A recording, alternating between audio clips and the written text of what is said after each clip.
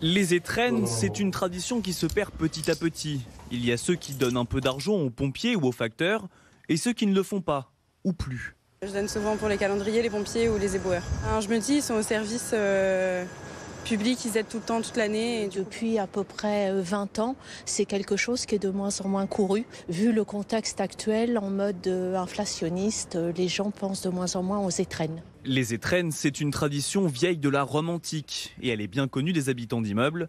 Les propriétaires ou locataires donnent souvent un peu d'argent à leurs gardiens ou à leurs gardiennes en fin d'année. C'est notamment le cas de Slavika. Elle est gardienne d'immeubles depuis plus de 20 ans. Il doit y avoir des surprises.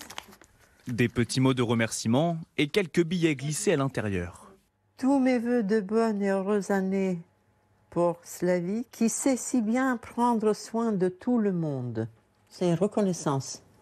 Une reconnaissance des bienfaits, enfin, de toute l'année. On est en train de surveiller, de protéger. Mais combien donner ? On estime qu'il est de coutume d'offrir un montant qui oscille entre 5 et 10% du loyer ou autour d'une cinquantaine d'euros.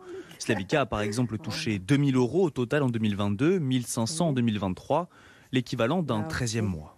J'ai toujours dit qu'un bon gardien ou une bonne gardienne, c'est comme un chef d'orchestre.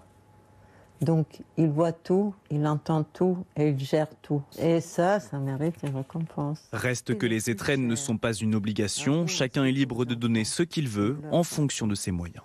Bien sincèrement, oh, c'est adorable.